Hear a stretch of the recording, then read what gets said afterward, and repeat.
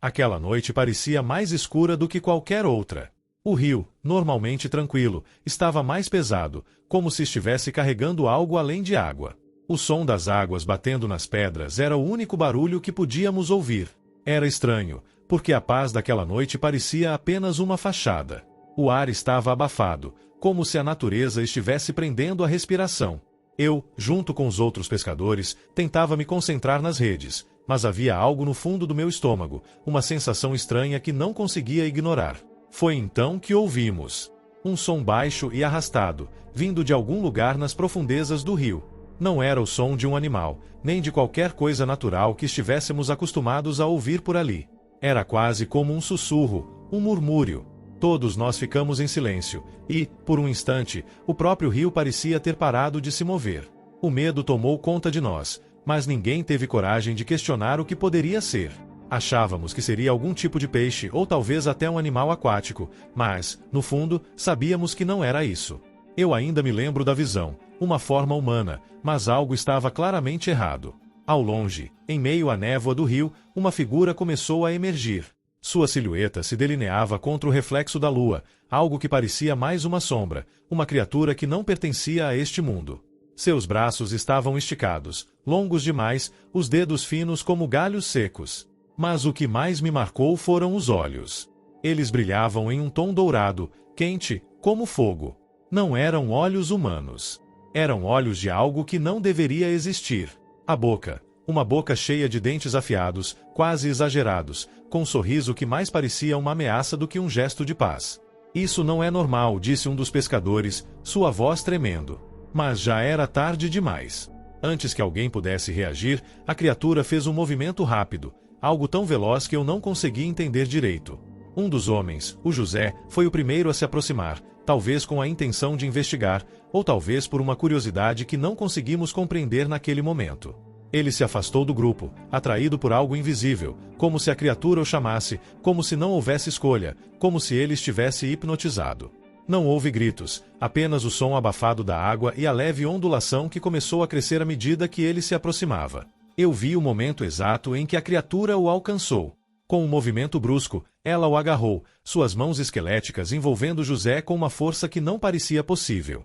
Antes que pudéssemos gritar, ele já estava submerso, puxado para as profundezas do rio, tão rapidamente que parecia que a água o engolira por completo.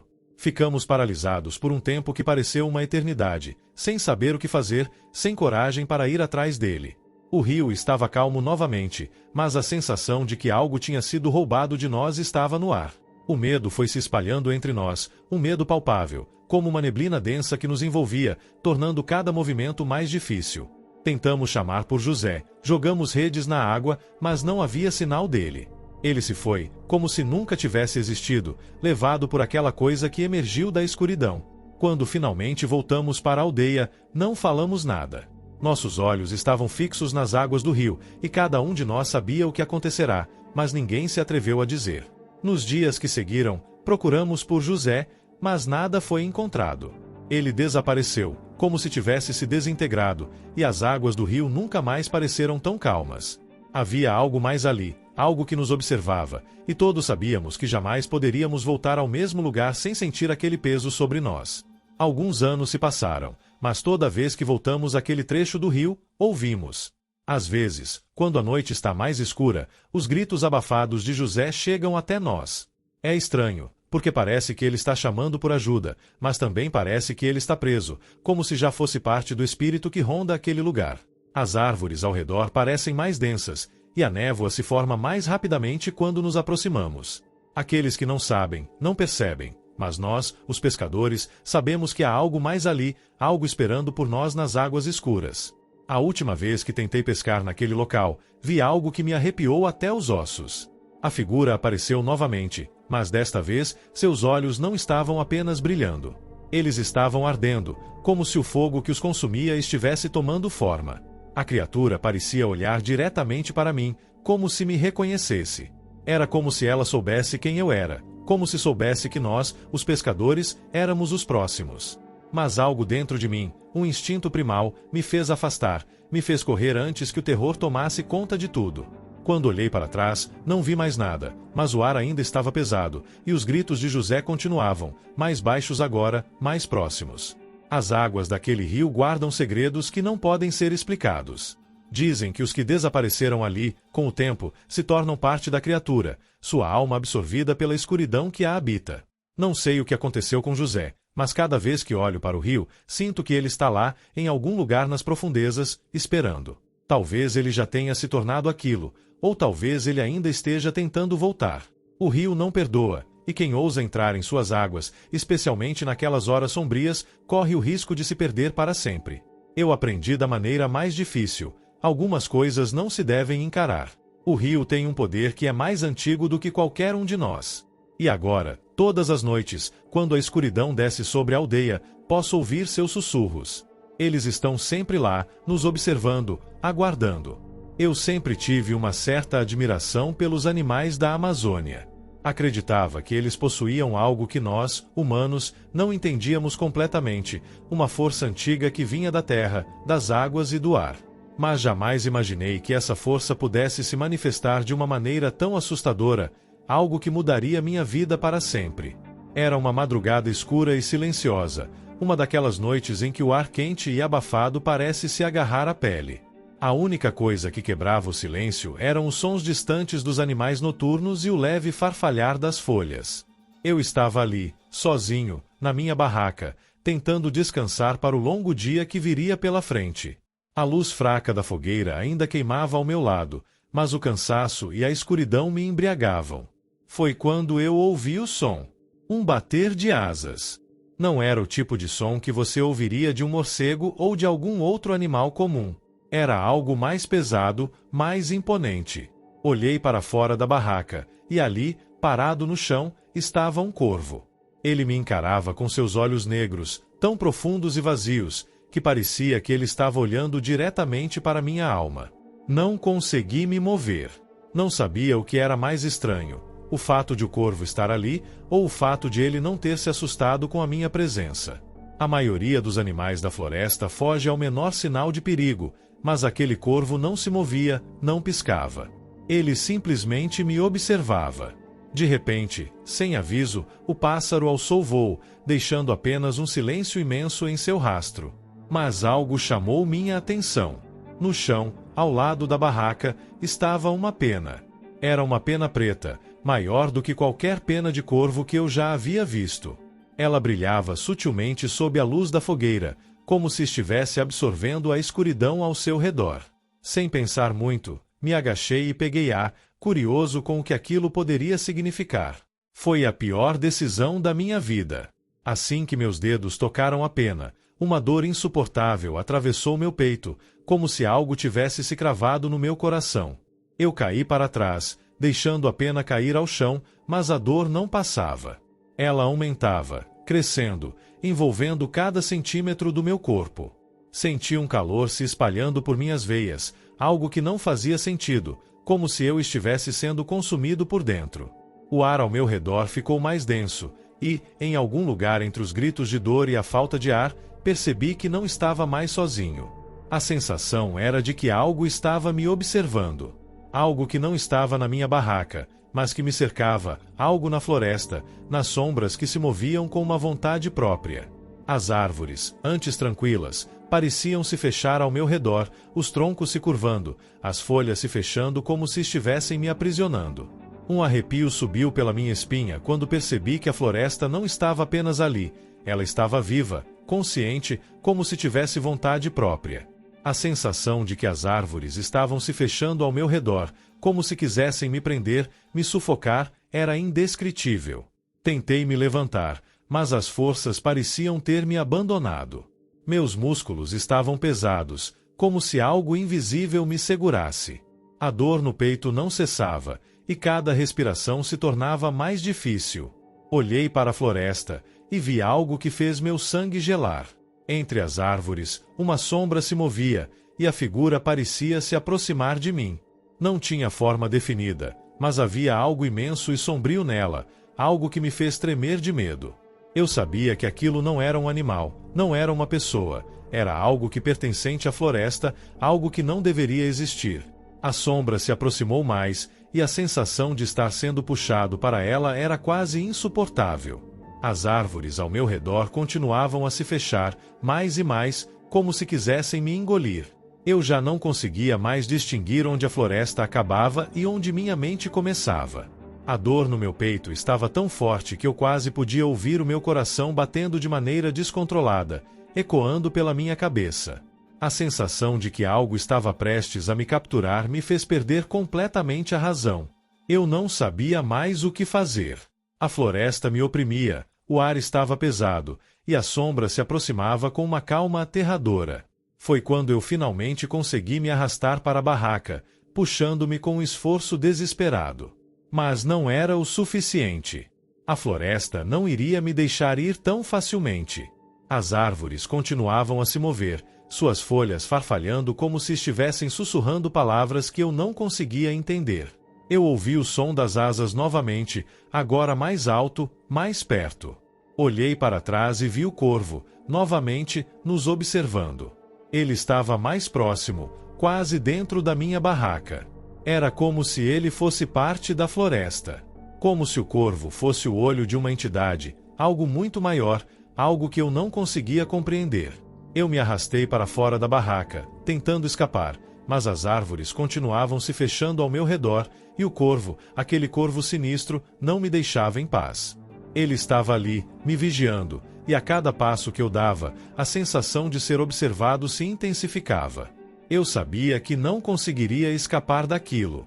Sabia que a floresta não me deixaria ir. E então, com um último suspiro, o medo me consumiu completamente. Eu não sabia mais o que era real, o que era parte do meu delírio. Só sabia que a floresta estava viva, e que o corvo não era apenas um pássaro. Ele era o portador de algo muito mais antigo, algo que ninguém em sã consciência ousaria compreender. Naquele momento, enquanto as árvores me envolviam e o som das asas se tornava ensurdecedor, soube que nunca mais seria o mesmo. Eu não sei o que aconteceu comigo naquela noite. Não sei se ainda estou preso na floresta ou se fui apenas uma vítima de minha própria mente. Mas uma coisa é certa. A floresta da Amazônia tem seus próprios mistérios, e eu descobri isso da maneira mais dolorosa possível. O corvo, com seus olhos profundos e sua presença ameaçadora, não era um simples animal. Ele era o mensageiro de algo muito pior, e quem o encontra nunca mais escapa. Era para ser apenas mais uma noite tranquila, um acampamento simples à beira do rio com os amigos. João, Marcos, Lucas e eu estávamos ali para descansar, longe da correria da cidade. O som do rio fluindo calmamente, a luz suave das estrelas e a paz da floresta ao nosso redor nos faziam sentir uma sensação de liberdade. Armamos as barracas e, após um jantar improvisado, começamos a jogar cartas ao redor da fogueira. Mas, por volta da meia-noite, algo mudou. Um silêncio incomum caiu sobre a floresta, como se até o vento tivesse parado de respirar. Foi João quem primeiro notou. Ele se levantou, olhos fixos no horizonte, e disse baixinho, quase como se falasse para si mesmo: "Vocês estão vendo aquilo?" Todos nós seguimos seu olhar e, à distância, iluminada pela luz da lua, vimos uma figura dançando ao redor de uma fogueira. Uma mulher, com longos cabelos vermelhos que brilhavam como chamas, girando e rodopiando com uma graça quase sobrenatural. A visão era fascinante, mas havia algo estranho nela. O fogo parecia não iluminar a área ao seu redor como deveria. Ao contrário, a mulher parecia emitir sua própria luz, uma luz fria e irreal. Nós nos entreolhamos, a curiosidade era maior que o medo. Decidimos nos aproximar, acreditando ser uma simples ilusão, talvez alguém perdido na floresta, mas à medida que nos aproximávamos, o cenário começava a mudar de maneira desconcertante. Cada passo que dávamos parecia aumentar a distância entre nós e a mulher. Ela dançava, mas, à medida que nos movíamos, ela desaparecia, apenas para reaparecer em outro ponto, ainda com aquele sorriso sinistro que fazia nossos corações acelerarem. Não havia como explicar. Eu podia jurar que a distância entre nós e ela estava ficando maior, mas ainda assim, ela continuava a dançar, imperturbável. Quando finalmente chegamos perto, a cena se transformou em algo ainda mais estranho. A mulher já não estava mais dançando em torno de uma fogueira.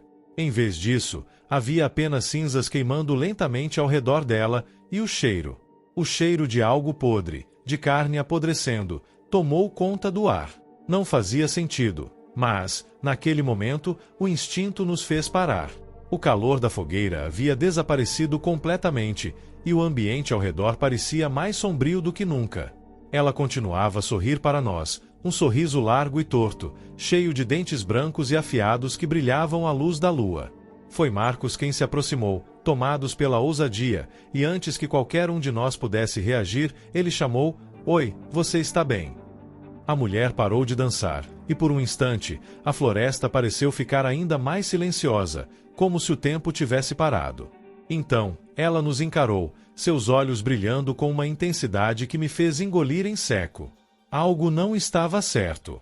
Eu não sabia se era o olhar hipnotizante dela ou o medo que começava a se espalhar pelo meu corpo, mas a sensação de que algo estava prestes a acontecer foi insuportável.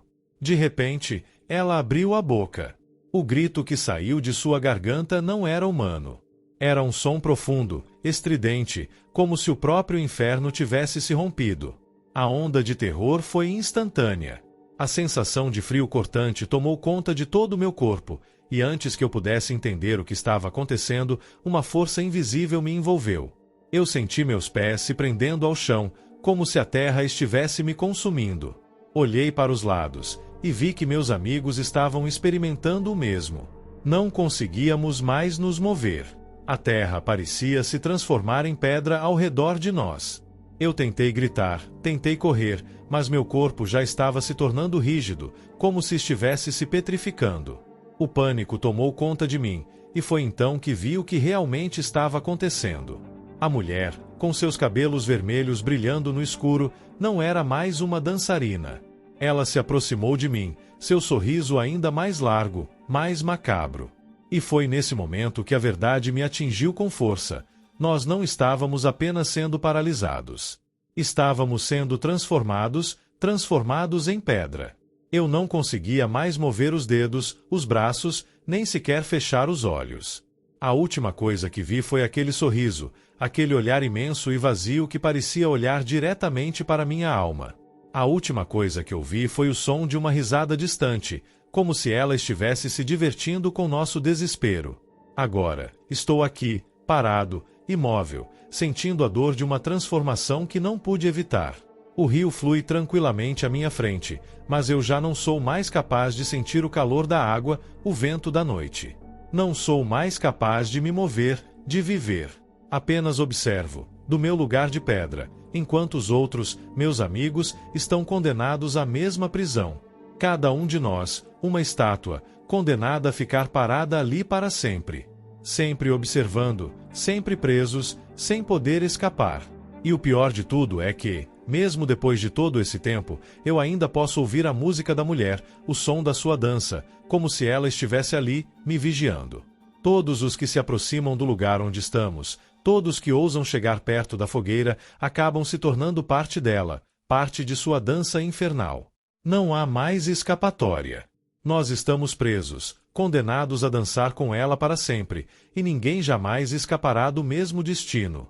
O rio continua a fluir, a noite continua a cair, e a mulher, com seus cabelos vermelhos e sorriso de morte, continua a nos observar, sempre esperando o próximo incauto a chegar. O fogo não se apaga, e as cinzas nunca se dissipam.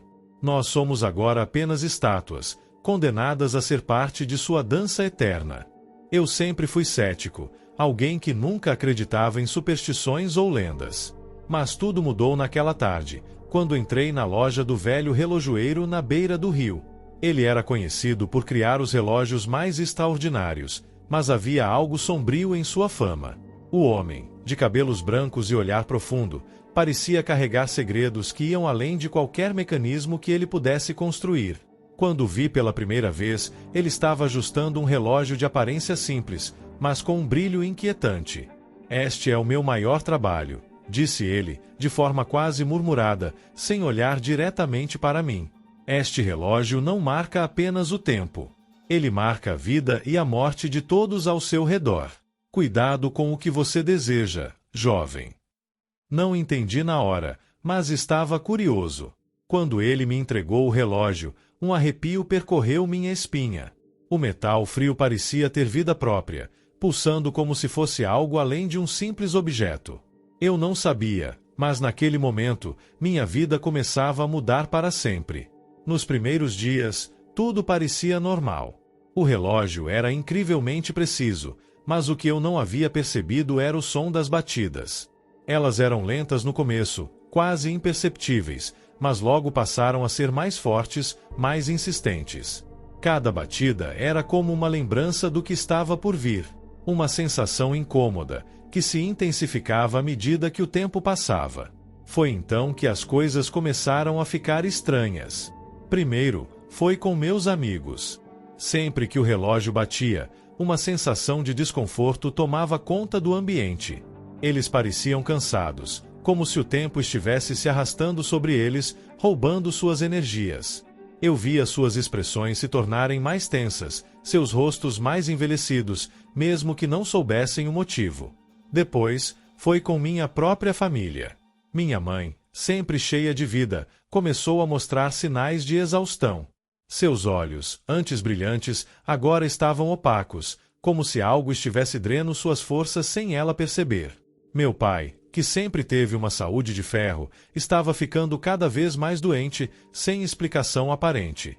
A cada batida do relógio, uma sombra parecia cair sobre todos ao meu redor, mas eu não sabia como parar. Desesperado, comecei a perceber o padrão. O relógio não era só um marcador do tempo, ele parecia medir algo mais sombrio. Ele estava roubando algo das pessoas, algo vital, e quanto mais eu observava, mais aquilo se intensificava. Tentei esconder o relógio, mas ele estava em todos os lugares. Cada batida era como uma sentença, uma marca que apagava o brilho de quem estava perto de mim. Finalmente, em um impulso de pavor, decidi destruí-lo. Peguei o martelo, tentando partir o vidro, esmagar os mecanismos, acabar com aquilo que parecia ter me amaldiçoado. Mas, para minha surpresa, o relógio resistiu. O martelo quebrou, as batidas não pararam. Era como se o próprio objeto fosse indestrutível, como se tivesse uma vida própria, uma força que eu não compreendia. A cada dia, mais pessoas ao meu redor começavam a desaparecer.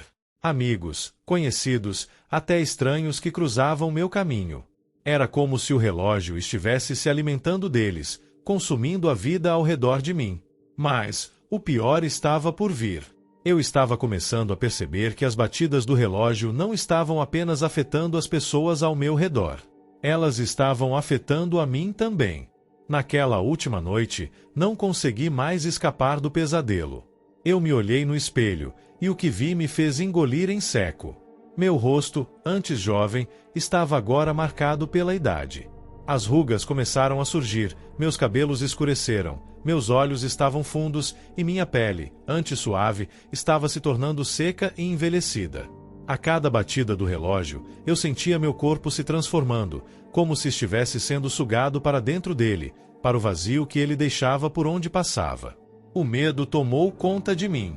Tentei correr, tentei sair dali, mas o relógio continuava batendo.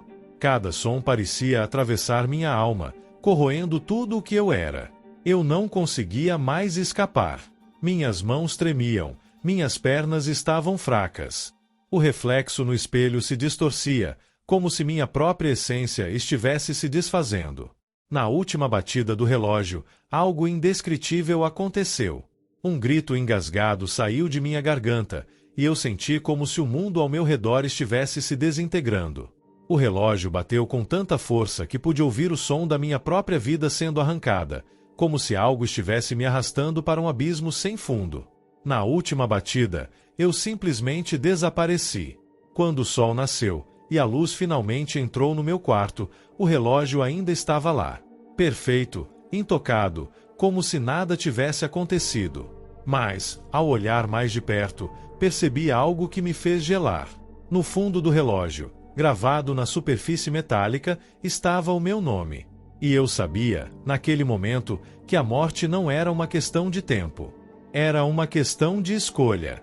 A escolha do relojoeiro, e agora, a minha. O relógio ainda está lá, funcionando perfeitamente.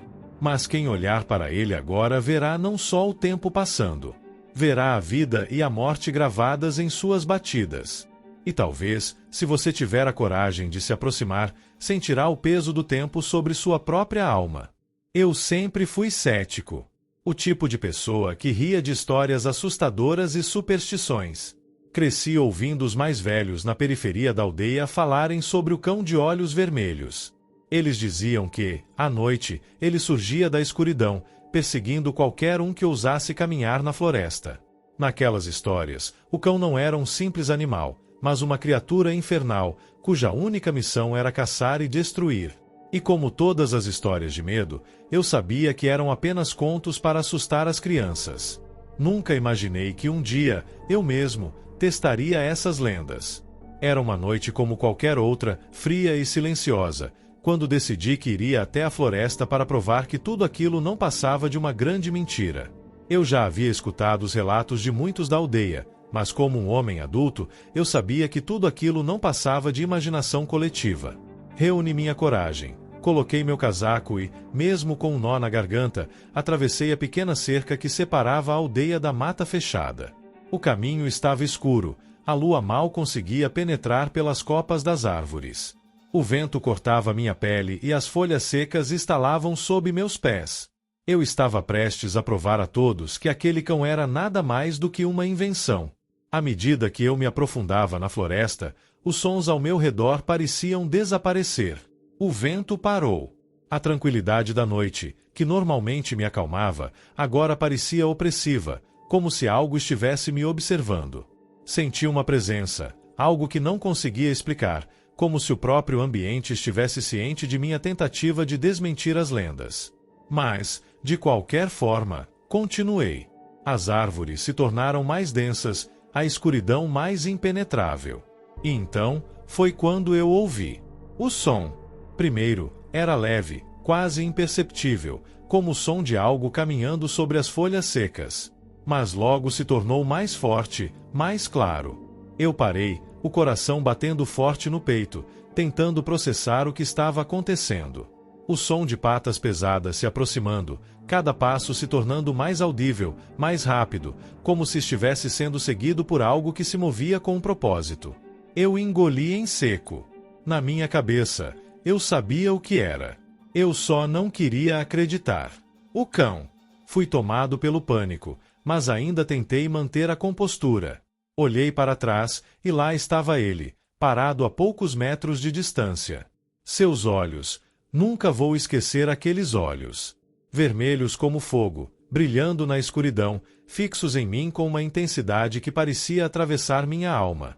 O cão não se movia, apenas me encarava. Ele estava calmo, mas havia algo terrível em sua presença. Era como se ele soubesse que eu estava ali para desafiar a lenda, como se ele estivesse esperando por este momento há muito tempo. O medo tomou conta de mim. Eu queria correr, mas o corpo não respondia. Eu sabia que, se fizesse um movimento, ele me seguiria. Por mais que eu tentasse racionalizar, o pavor me dominava, e sem pensar, comecei a correr. Cada passo era uma explosão de adrenalina. O som das minhas próprias passadas se misturava ao som das patas do cão, que estava cada vez mais próximo. Eu olhava para trás, e ele ainda estava lá, sempre a poucos metros de distância, como se me caçasse lentamente, aproveitando meu medo. Corri até não aguentar mais, mas o cansaço tomou conta de mim. Eu tropecei e caí no chão, com as mãos sangrando pelas pedras afiadas. Quando me levantei, tentei mais uma vez fugir, mas minhas pernas estavam fracas, como se o próprio peso do medo tivesse me paralisado. O cão estava ali, agora mais perto, os olhos vermelhos brilhando com uma intensidade ainda maior. Ele se aproximou devagar, sem pressa, como se soubesse que eu não poderia mais escapar. Seus dentes afiados estavam à mostra, e o silêncio da floresta foi quebrado pelo som de sua respiração pesada. Foi nesse momento que eu entendi o que todos diziam. Ele não era apenas um cão. Ele era algo muito mais sinistro, uma presença que existia para caçar, para perseguir aqueles que desrespeitavam a floresta, aqueles que desafiavam as lendas. Ele era o guardião do medo, a manifestação de algo muito antigo e imortal. Tentei gritar, mas minha voz falhou. O pânico me consumia, e eu sabia que estava perdido. Ele estava prestes a me alcançar. Então, tudo se apagou. Eu não lembro de mais nada. Quando acordei, estava de volta à aldeia, com as roupas rasgadas e o corpo exausto. Minhas pernas não conseguiam se mover direito, e uma dor lancinante tomava conta do meu peito. Mas o que mais me assombrou foi o que vi quando olhei para a floresta. O cão estava lá, parado na borda da mata, observando-me com seus olhos vermelhos. Ele não se moveu, mas eu sabia que ele ainda me vigiava, esperando o momento certo para me pegar de novo. Desde aquele dia, nunca mais fui o mesmo. Sempre que anoitece, e eu vejo os olhos de algum animal na escuridão, sinto um arrepio percorrendo minha espinha. Sei que ele está lá, à espera de sua próxima vítima. E se você for corajoso o suficiente para caminhar naquela floresta, tome cuidado. Porque ele pode estar lá, observando você também. O cão com os olhos vermelhos nunca desiste. Ele está sempre à espreita, esperando o momento certo para caçar. E da próxima vez, ele pode ser ainda mais rápido. Eu sempre fui o tipo de pessoa que não acredita em histórias de assombração. Cresci na selva, rodeado por caçadores e pescadores que viviam com as lendas que passavam de geração em geração, mas nunca dei muita atenção a elas. É tudo superstição, eu dizia. Tudo até a noite em que decidi desafiar o impossível. Naquela noite, a floresta estava estranhamente silenciosa. O vento não soprava, os animais não faziam barulho.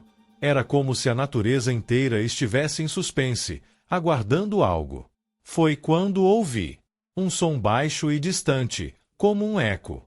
Não era o som de um animal, não era o som de vento. Era como se alguém estivesse sussurrando meu nome, mas ao mesmo tempo, distorcendo a voz, tornando-a irreconhecível. Senti um calafrio percorrer minha espinha.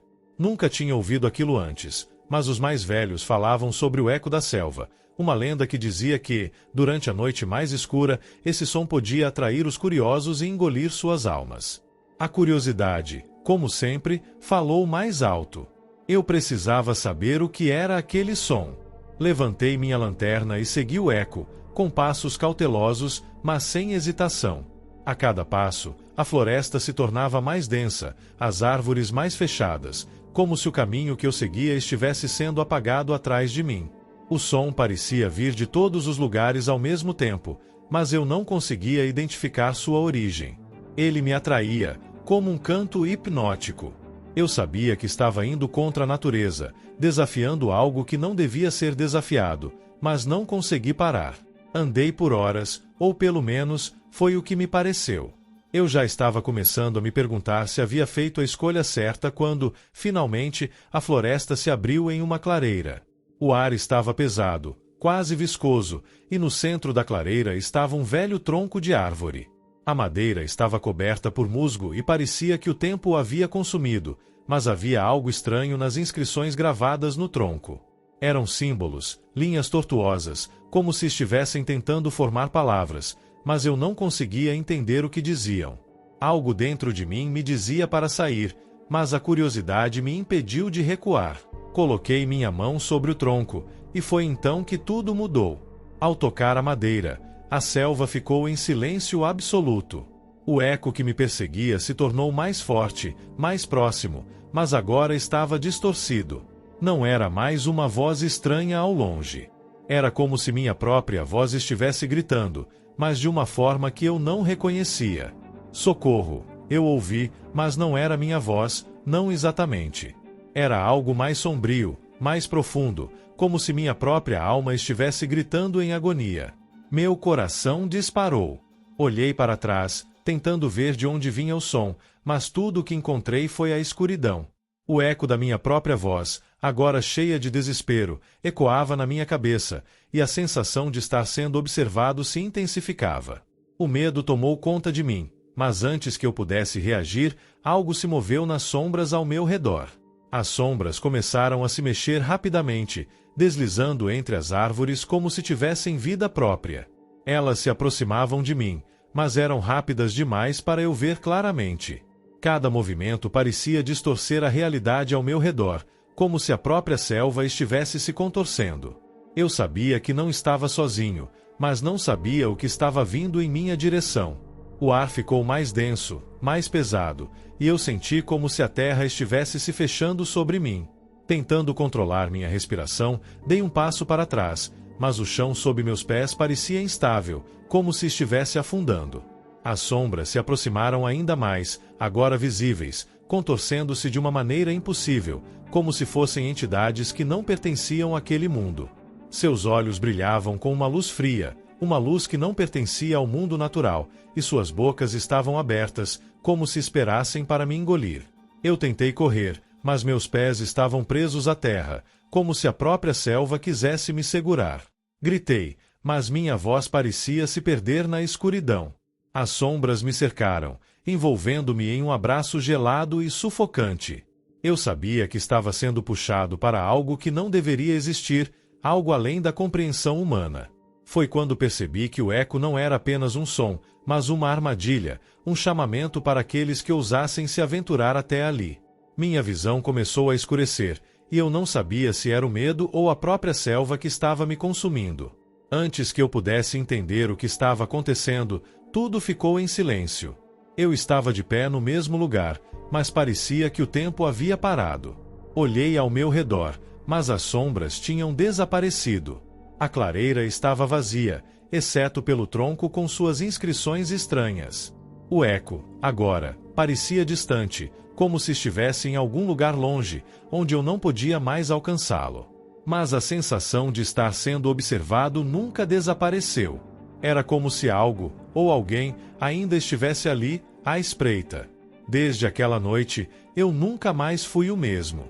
Sempre que fecho os olhos, ainda escuto o eco da minha própria voz, distorcida, gritando por socorro. Sei que a selva não me deixou ir. Ela me engoliu e me marcou de alguma forma. E agora, toda vez que entro nela, algo dentro de mim sabe que o eco ainda me segue. Alguns dizem que quem ouve o eco nunca mais volta. Talvez eu seja uma das vítimas. Talvez todos nós sejamos. O eco não é apenas um som. Ele é uma chamada, uma sentença, e aqueles que ousam seguir o caminho para encontrá-lo acabam se perdendo para sempre na selva.